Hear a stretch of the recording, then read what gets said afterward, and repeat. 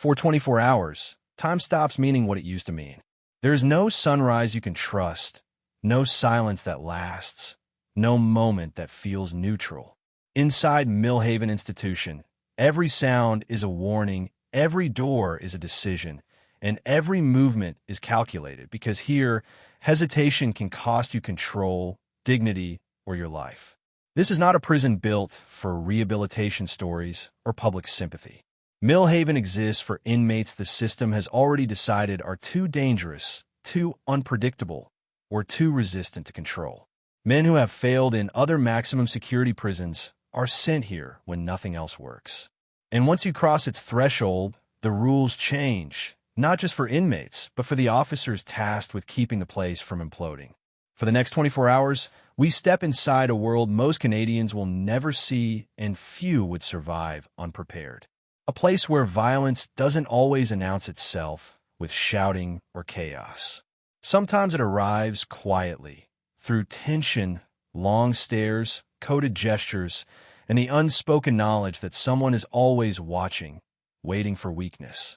Millhaven is feared not because of what happens every day, but because of what can happen at any moment. Guards walk tiers knowing some inmates have nothing left to lose. Inmates wake up knowing a single mistake can mean isolation, retaliation, or a transfer deeper into the system with no way back. Trust is currency here, and it's in constant shortage. Alliances form and dissolve without warning. Respect is enforced, not requested. And survival depends on understanding rules that are never written down. Over the course of one full day, we follow the rhythms that define life inside Canada's most feared maximum security prison. The controlled movement, the locked routines, the moments of tension that never make the news, the psychological pressure that doesn't fade with time, but tightens. This is not a story about the worst crimes alone. It's about what happens after the sentence is handed down. About how a prison designed to contain the most dangerous inmates slowly reshapes everyone inside it, staff and prisoners alike. About how 24 hours in Millhaven can feel longer than years on the outside. By the end of this day, one thing becomes clear. Millhaven doesn't need constant violence to maintain its reputation. Its power comes from the knowledge that control here is fragile, and once it breaks, there is no room for error. This is 24 hours inside Millhaven Institution, and this is how fear becomes routine. Before we begin, tap like, leave a comment, and subscribe to the channel. Your support helps us uncover the darkest corners of the prison system. Now let's step inside. Millhaven Institution does not announce itself with spectacle. There are no towering walls visible from miles away, no cinematic skyline designed to intimidate the public. From the outside, it appears restrained, almost ordinary. That restraint is intentional. Millhaven was never built to impress. It was built to contain what other prisons could not. To understand why Millhaven is feared, you have to understand why inmates are sent here. Millhaven is not where most federal sentences begin. It is where they escalate. Across Canada's federal correctional system, inmates move through layers of classification: minimum, medium, maximum, based on behavior, risk, and institutional stability. Transfers are meant to correct problems, de-escalate violence, and reassert control. But for a small group of inmates, every option fails. These are men who assault staff, organize violence behind bars, manipulate prison systems, or repeatedly demonstrate that containment alone is not enough. When that happens, Millhaven becomes the destination. Within corrections, Millhaven is known as a pressure institution, not because violence is constant, but because pressure never disappears. Every routine, every movement, every interaction is designed to compress risk into something manageable. There is no room for improvisation. One mistake can ripple across an entire range. Transfers to Millhaven rarely come with explanation. An inmate's file is reviewed, risk assessments are updated, and a recommendation is approved. One morning, restraints are applied tighter than usual. The transport vehicle leaves without ceremony. By the time the inmate realizes where they are headed, the decision has already been finalized. Arrival is controlled and quiet. The inmate steps off the transport under watchful eyes. No curiosity, no hostility, just calculation. Millhaven staff are not interested in first impressions. They're interested in patterns. How a man walks, how he reacts to keys, commands, and proximity. Whether his eyes scan for exits or faces. Whether he recognizes other inmates already housed inside. Recognition matters here. Millhaven houses inmates who understand prison systems deeply. They are not learning rules for the first time. They know how discipline works, how reports are written, and how far behavior can be pushed before consequences arrive. Many have spent time in segregation, endured tactical extractions, or orchestrated conflicts elsewhere. They arrive with experience, and that experience makes them dangerous. Inside Millhaven, danger does not come from chaos. It comes from control. The institution's architecture reflects this reality. Ranges are compact. Sight lines are deliberate. Movement is slow and layered with protocol. Doors do not open simply because it is time. They open because multiple confirmations align. Every physical detail exists to reduce opportunity. Opportunity to hide contraband, manipulate fixtures, or alter the environment. Even the absence of certain objects sends a message. This is not a place where comfort earns compliance. For staff, the environment demands endurance rather than adrenaline. Officers assigned to Millhaven undergo specialized training, but no training fully prepares someone for the psychological strain of sustained high-risk confinement. Fear here is not loud. It settles into routine. It shows in how officers watch hands instead of faces, how silence is treated as suspicious, how familiarity is avoided. Walking a range is not about counting inmates. It is about reading behavior. Who stands too still? Who watches too closely? Who alters their routine by minutes instead of hours? In Millhaven, small deviations matter. Predictability equals safety. Unpredictability is a warning. For inmates, the first day sets the tone. There is no orientation speech explaining expectations. Expectations are enforced through consistency. You comply, or you are contained. You adapt, or you isolate. The system does not negotiate. It documents. Cells are built for observation as much as confinement. Every feature is designed to limit manipulation. Nothing is accidental. Nothing is excessive. The environment itself communicates authority. Despite the restrictions, influence still exists. Within hours, inmates begin mapping the social terrain. Who speaks with confidence? Who avoids eye contact? Which officers rely strictly on procedure and which rely on routine? Which inmates command attention without raising their voices? These assessments happen silently and constantly. Millhaven is not a place for impulsive dominance. Those displays tend to end quickly and decisively. Power here is subtle. Sometimes the most influential inmate is the one who never speaks, never threatens, and never breaks routine, but is known to act without hesitation when necessary. Staff are acutely aware of this. One of the institution's greatest risks is allowing informal authority to develop among inmates. When prisoners begin enforcing rules among themselves, deciding movement, access, or hierarchy, the institution loses control. Preventing that requires constant intervention, often invisible to outsiders. A sudden cell reassignment, a modified movement schedule, increased observation of one inmate to disrupt another's influence. These decisions are deliberate, not arbitrary. They are designed to fracture developing power structures before they solidify. But every intervention carries cost. Each assertion of control increases tension. Each restriction invites resistance. Millhaven exists in a constant balance, tightening pressure without allowing it to rupture. For inmates, 24 hours inside Millhaven feels longer than expected. Time stretches under constant surveillance. Meals are controlled. Yard time is structured. Silence is heavy.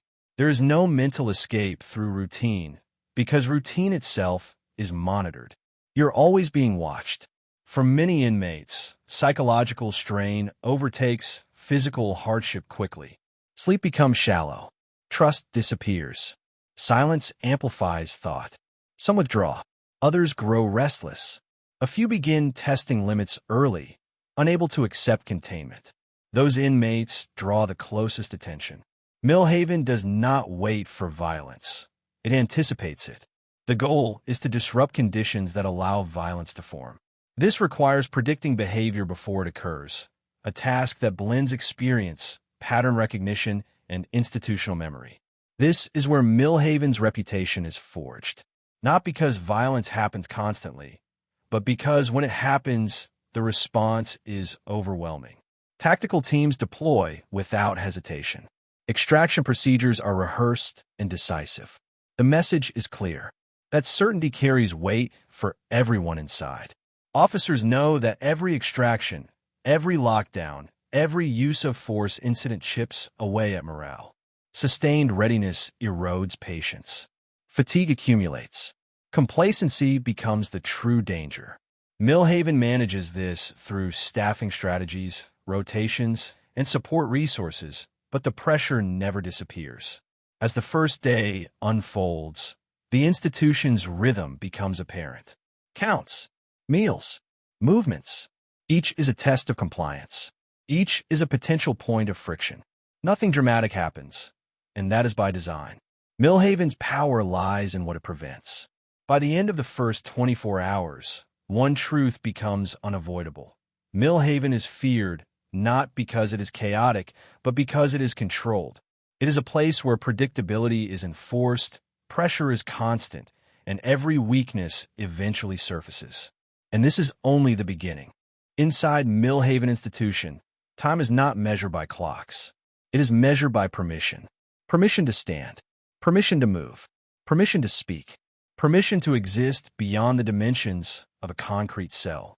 For inmates, this realization settles in quickly. For staff, it defines the work. A day inside Millhaven begins long before the first door opens.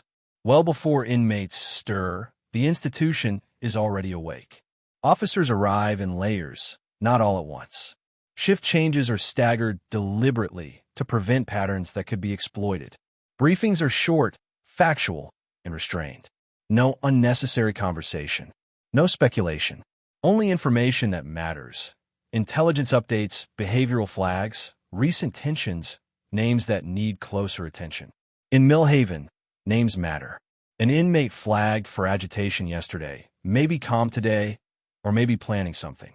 A quiet range may be stable, or preparing to fracture. Officers do not assume. They verify. The first count of the day is not ceremonial. It is a system check. Cell doors remain closed while officers confirm each inmate's presence and condition. Faces are observed. Responses are noted. Silence is logged as carefully as compliance. An inmate who does not respond properly triggers follow-up. Not confrontation, but scrutiny. In Millhaven, silence can be strategy. For inmates, this is the first reminder of the day. You are visible whether you want to be or not. Once count clears, the institution begins to move, but slowly and never all at once. Doors open in sections. Movements are staggered. No two high-risk inmates are given proximity unless control measures are already in place. Even routine moments are treated as potential stress points. Meals are not communal experiences here. They are controlled exchanges. Food arrives on schedules that vary just enough to prevent predictability. Trays are inspected. Utensils are counted and recounted. An inmate's posture during meal delivery is observed as closely as the food itself. Refusal to eat is noted. Eating too quickly can be noted as well. Everything communicates something. For many inmates, meals are one of the few moments that punctuate time. Inside Millhaven, even that comfort is regulated. There is no casual conversation over trays. Talking is minimal. Noise levels are monitored. A raised voice does not need to escalate into a threat to draw attention. It only needs to break routine. Movement periods follow similar logic. In lower security institutions, movement can feel almost automatic. Here, it is conditional. One group moves while others wait. Doors close before the next opens. Officers position themselves to maintain sight lines, never allowing clusters to form without oversight. This choreography is not accidental. It is rehearsed. Millhaven operates on the assumption that opportunity creates risk. Reduce opportunity and risk follows. But opportunity is not only physical. Psychological opportunity matters just as much. For inmates, boredom becomes a weapon turned inward. Hours pass with little stimulation. No spontaneous interaction. No unpredictability that belongs to them. The mind looks for patterns because the environment offers few distractions. Some inmates respond by withdrawing entirely. They speak less, move less, shrink their presence in hopes of being overlooked. Others respond by testing boundaries, small infractions designed not to provoke force, but to measure tolerance. A comment made just loud enough to be heard. A delay in compliance measured in seconds. A stare held a fraction too long. Each test is an experiment. Officers recognize these patterns quickly. Experience teaches them that today's small test can become tomorrow's calculated risk. Responses are proportional but firm. Warnings are clear. Documentation is meticulous. Nothing is forgotten here. Millhaven's paperwork culture is not bureaucratic excess. It is controlled by memory. Every interaction feeds a larger picture. An inmate who pushes boundaries across multiple shifts is flagged. Patterns emerge. Interventions follow. Sometimes intervention means restriction. Sometimes it means relocation. Sometimes it means observation so intense it becomes uncomfortable. For inmates, that scrutiny can feel suffocating. Yard time, often imagined as freedom within confinement, is no release valve here. Outdoor access is structured, monitored, and limited. Inmates are separated strategically. Groups are kept small. Physical space exists, but psychological space does not. Even outside, the institution's presence is constant.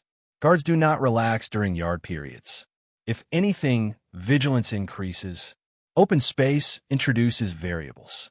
Body language becomes more important. Movement patterns are watched closely. A group forming too naturally can be just as concerning as a confrontation. Millhaven does not fear violence alone. It fears coordination.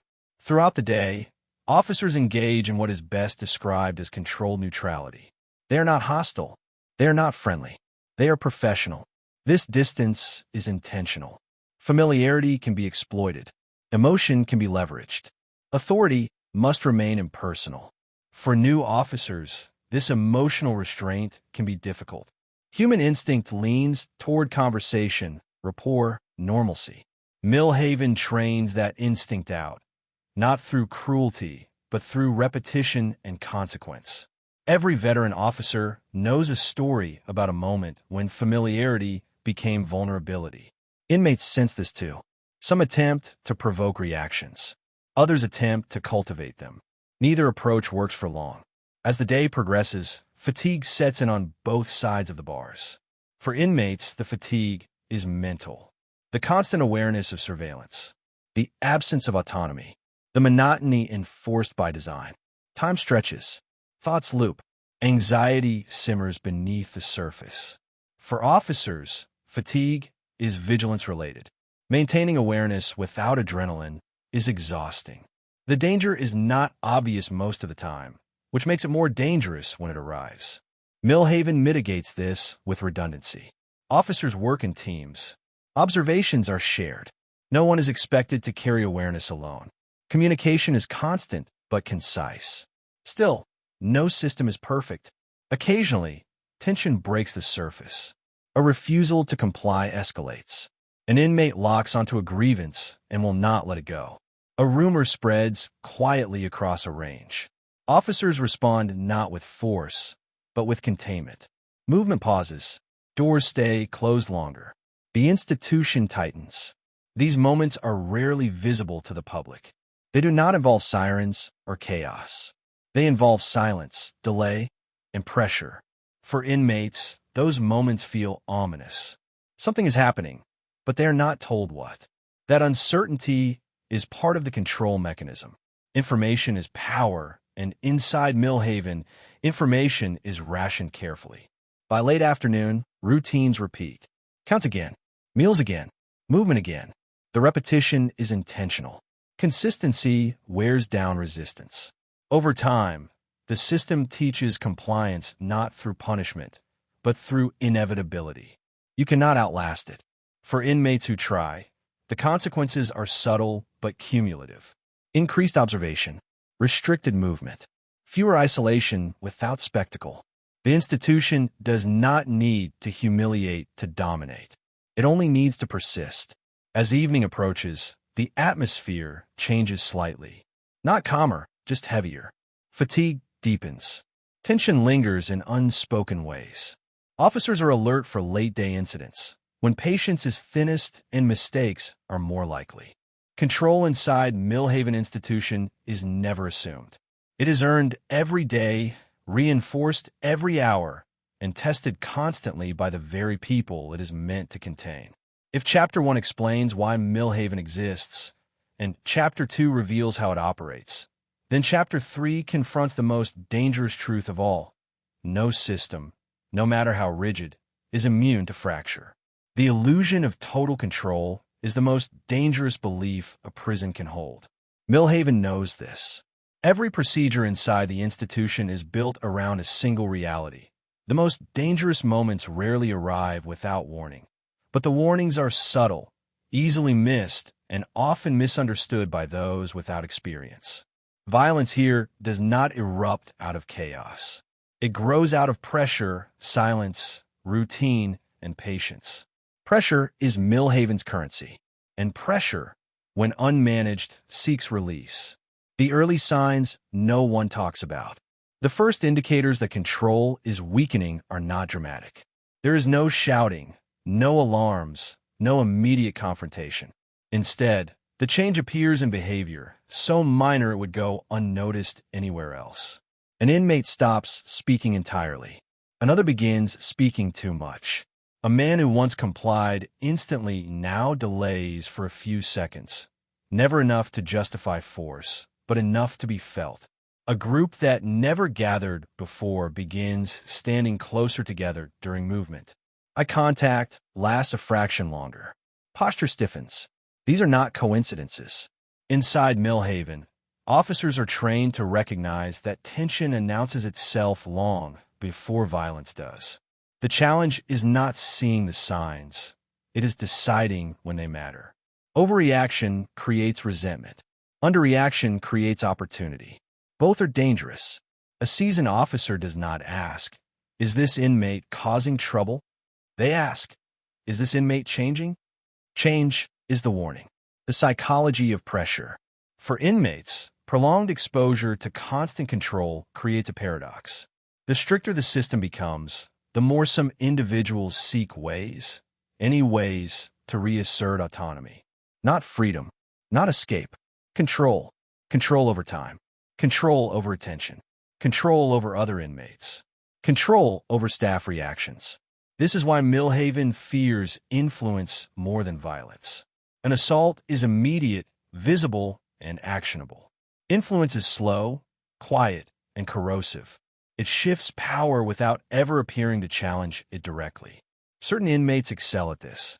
They comply publicly while manipulating privately. They learn which officers rotate often and which remain fixed. They track shift patterns, tone changes, fatigue levels.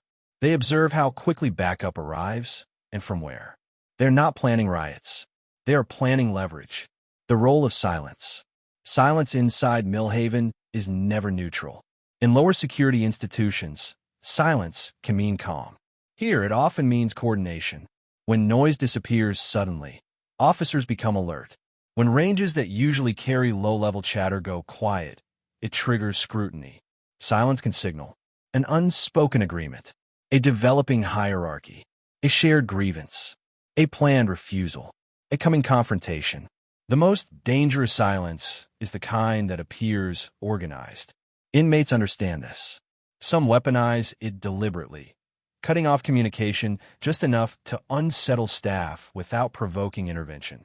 Millhaven responds by tightening observation, not breaking silence.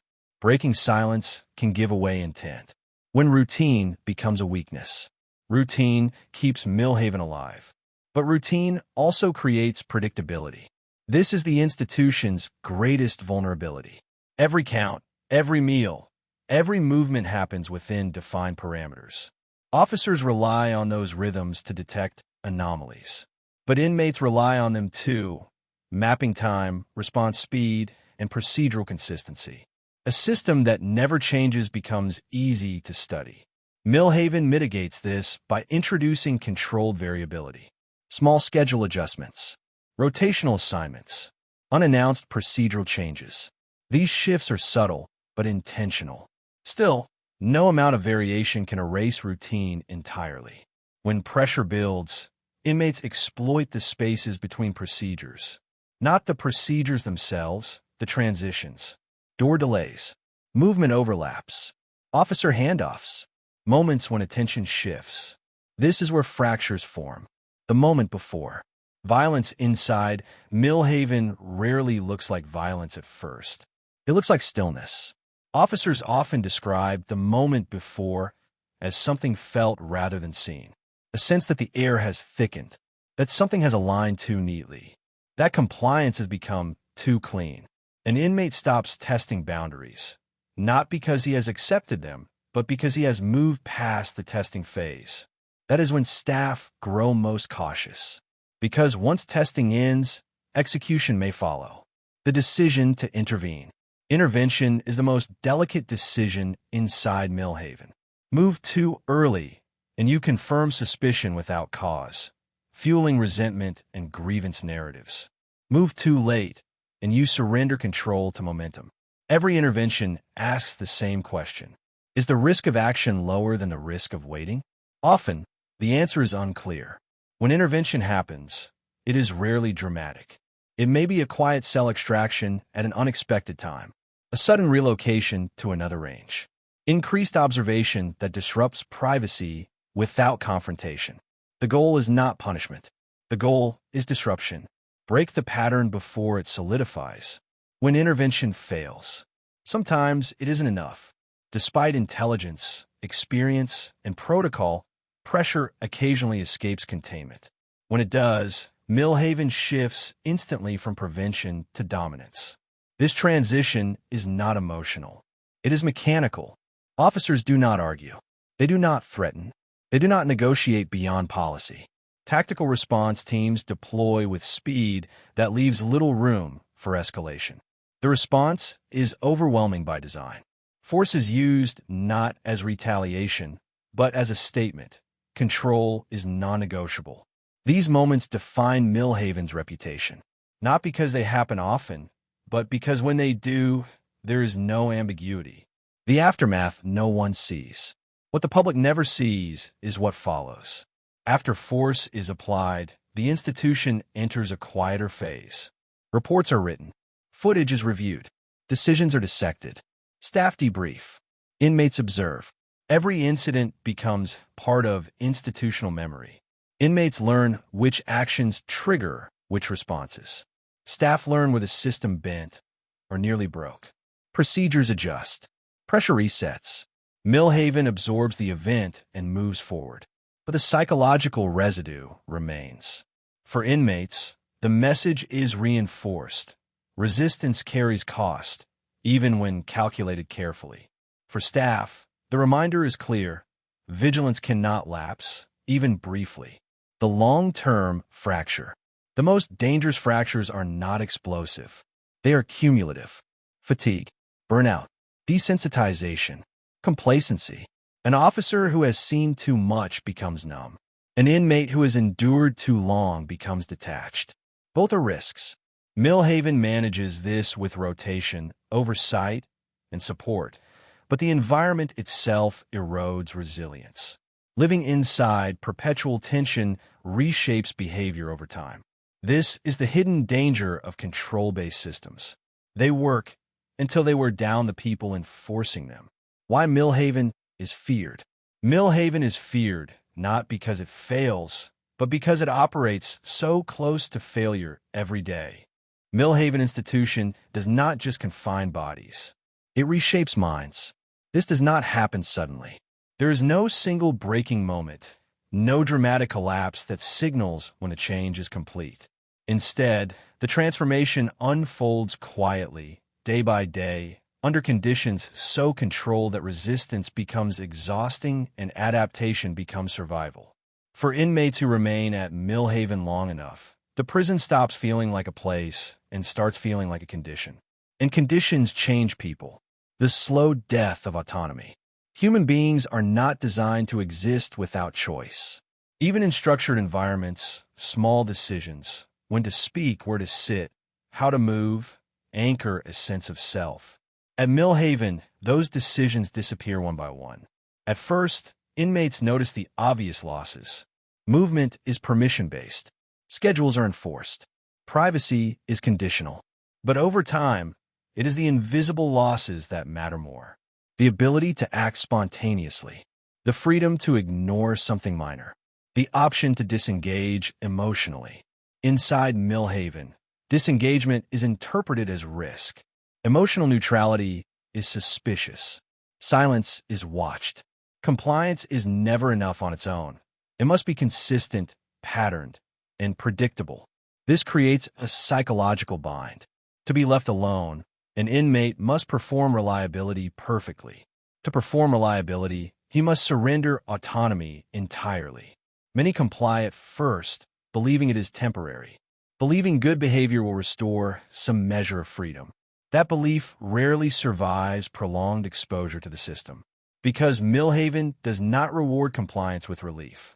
It rewards compliance with continuation. Adaptation as survival.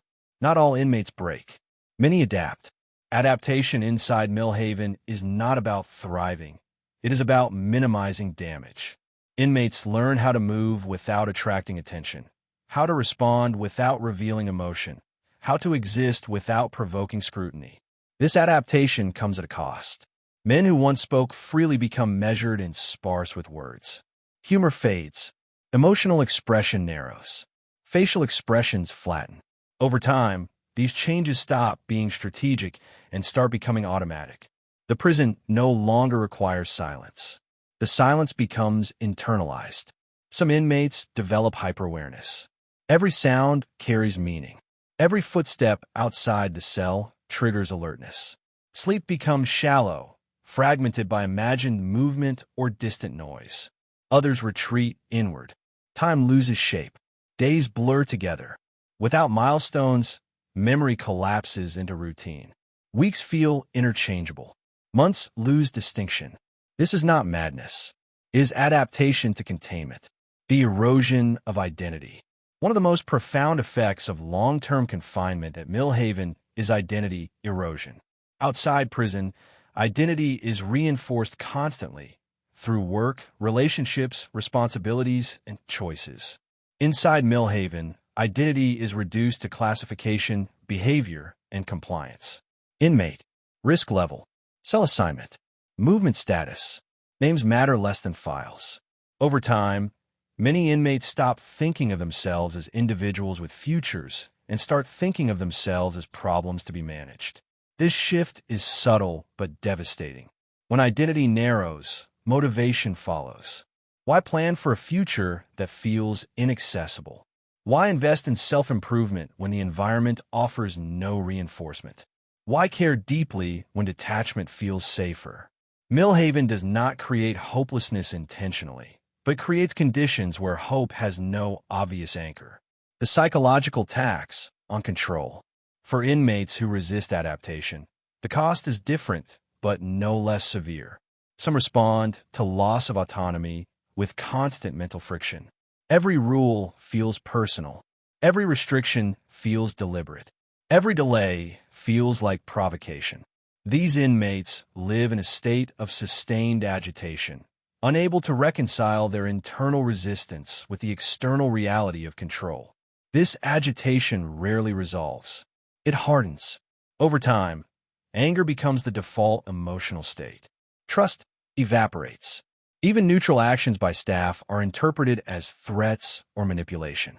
This mindset isolates inmates further, increasing observation and restriction, feeding the cycle. Millhaven does not argue with this mindset. It contains it, but containment does not heal it. Mental health under constant surveillance. Mental health services exist within Millhaven, but they operate within the same framework of control as everything else. Appointments are scheduled. Movement is escorted. Conversations occur under institutional boundaries. For some inmates, seeking help feels risky. Vulnerability can be perceived as weakness. Weakness can attract exploitation from other inmates or from the system itself, as they see it. As a result, many inmates internalize distress rather than express it. Anxiety becomes background noise. Depression becomes normalized. Hypervigilance becomes routine. These conditions rarely present dramatically. They present quietly, persistently, and cumulatively. A man who once slept easily now wakes every hour. A man who once spoke confidently now struggles to finish sentences. A man who once reacted emotionally now reacts mechanically. This is not recovery. It is psychological compression. Staff are not immune. Millhaven reshapes staff as well. Officers who spend years in high-control environments often experience emotional narrowing similar to inmates, though expressed differently. Empathy becomes guarded. Humor becomes restrained. Distance becomes default. This is not cruelty. It is survival. To function in an environment where manipulation is constant and consequences are severe, officers must regulate emotion tightly. Over time, that regulation can spill beyond the workplace. Relationships outside the institution strain under emotional withdrawal. Stress lingers long after shifts end. Sleep patterns mirror the vigilance required on the job. Millhaven does not break staff outright, but it demands constant psychological armor. Wearing that armor indefinitely leaves marks. Why the damage is invisible. From the outside, Millhaven appears orderly. Incidents are contained. Procedures are followed. The system works. What it produces internally is harder to measure. Psychological erosion does not trigger alarms. Identity loss does not appear in reports. Adaptation looks like compliance. But beneath the surface, the cost accumulates. Millhaven succeeds at its primary function, containment. What it cannot avoid is transformation. Everyone who stays long enough leaves changed, if they leave at all. The question that lingers. By this point in the story, the question is no longer whether Millhaven is effective. It is whether effectiveness comes at a cost that cannot be undone. What happens when control reshapes the human mind so thoroughly that survival replaces selfhood? What happens when a system designed to contain danger creates psychological damage that follows people long after the doors open?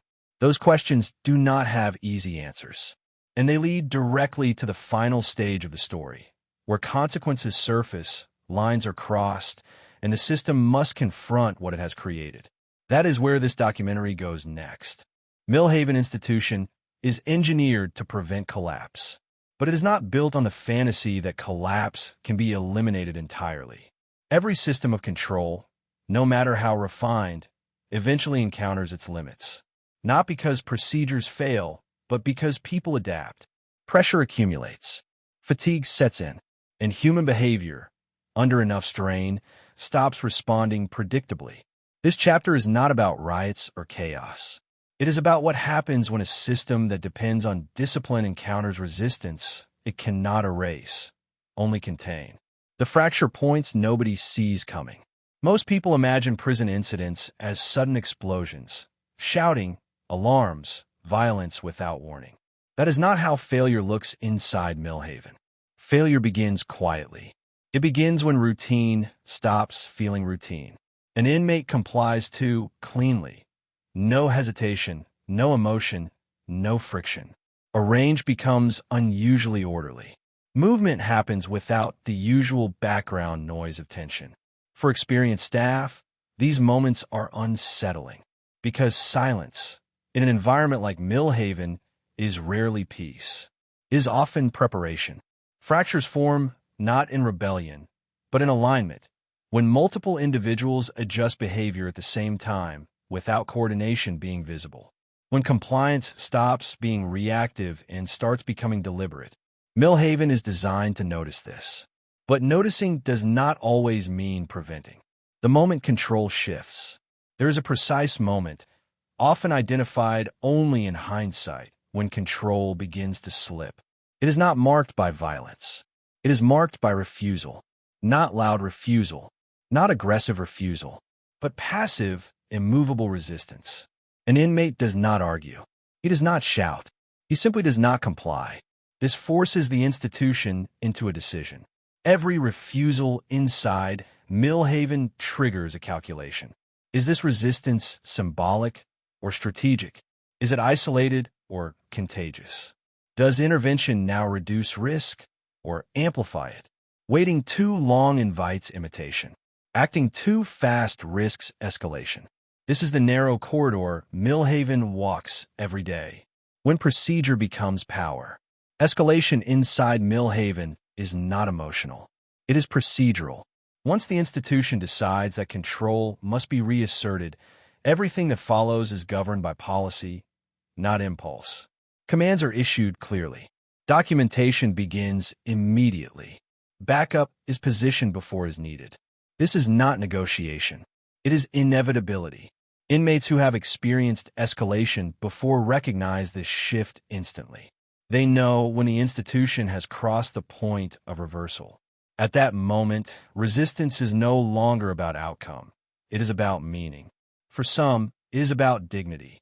For others, about influence. For a few, about leaving a mark. Millhaven accounts for this. Tactical dominance. When force is applied, it is overwhelming by design. Tactical teams do not arrive slowly. They do not announce themselves beyond what policy requires. They move with speed that leaves no space for improvisation. The objective is not pain. It is control. Space is dominated. Movement is restricted. Resistance is neutralized quickly and decisively. There is no ambiguity about who holds authority. These moments are brief, but they echo, not because they are dramatic, but because they are final. Once force is applied, the system does not apologize. It does not explain. It documents and moves forward. Control is restored, but never without cost. The aftermath, where the real damage lies. What happens after escalation is rarely discussed. The doors close. The range quiets. The institution returns to routine, but something has changed. For inmates, the aftermath is instructional. They replay the incident mentally, noting response time, tactics, consequences. Lessons spread without words. Fear does not need to be advertised. For staff, the aftermath is heavy. Reports must be written, footage reviewed, decisions justified. Every action is scrutinized, not by emotion, but by policy. Even when response is justified, the psychological toll remains. Force resolves moments. It does not dissolve tension. The pressure resets, but it never disappears. Isolation as a tool, not a threat. Inmates involved in serious incidents often vanish from general population. Isolation at Millhaven is not framed as punishment. It is framed as containment, reduced movement, narrow contact, heightened observation. Time stretches differently here. For some inmates, isolation reinforces submission. The system works. For others, it accelerates psychological unraveling. Anger turning inward, thoughts looping endlessly, identity shrinking further. Millhaven monitors this carefully. The institution does not need inmates to agree with it. It only needs them to stop resisting. The system's most uncomfortable truth. No matter how refined, Millhaven cannot eliminate incidents entirely. It can only control how they unfold. Every escalation proves two things at once. The system works. The system is under constant strain. This is the paradox of Millhaven. It exists because other institutions failed to contain certain individuals. Yet it, too, must accept that containment has limits. Control must be enforced repeatedly. Authority must be demonstrated again and again. There is no permanent victory. The accumulation of consequence. Over time, incidents blur together. Names change. Files grow thicker. Memories stack. What remains is reputation. Millhaven becomes feared not because violence is common, but because resistance is futile. The institution does not flinch. It does not negotiate beyond policy. It does not hesitate. That certainty reshapes behavior. Some inmates surrender autonomy completely. Others internalize rage so deeply it becomes identity. A few continue testing boundaries, not because they expect to win, but because surrender feels worse. Millhaven contains them all. The cost paid by everyone. The cost of this control is not paid by inmates alone. Staff carry it home. The institution absorbs it daily. The system accepts it as necessary. Millhaven is not cruel by design. It is severe by necessity. And severity, sustained long enough, leaves marks on everyone involved. The limit of control. By the time an inmate reaches Millhaven, the system has already conceded something. That rehabilitation has limits, and containment must take priority. Chapter 5 exposes the final reality. Millhaven does not solve danger. It manages it, contains it, and survives alongside it. Control holds. Pressure persists. Human cost accumulates. Millhaven stands at the edge of what institutional power can achieve. The question that remains: when the doors close after escalation, when routine resumes, when silence returns, what has actually been accomplished? Order is restored. Authority is affirmed. But the damage remains. And that leads to the final reflection of this documentary. If a system must harden itself this completely to function, what does it become in the process? That is the question left behind when the lights dim, the counts are done, and Millhaven continues. Unchanged, unrelenting, and feared for exactly that reason. Millhaven Institution was never meant to be understood from the outside. It was built to function, not to explain itself. To contain, not to comfort. And after walking through a single day inside its walls, one truth becomes unavoidable. This prison is not defined by constant violence, but by constant pressure. For the inmates held here, fear is not created by chaos. It is created by certainty. The certainty that control will not bend, that resistance will be answered, that time does not soften the system, it sharpens it. Millhaven does not ask for compliance through hope or reform. It demands it through structure, repetition, and consequence. For the officers who work these ranges, fear takes a different shape.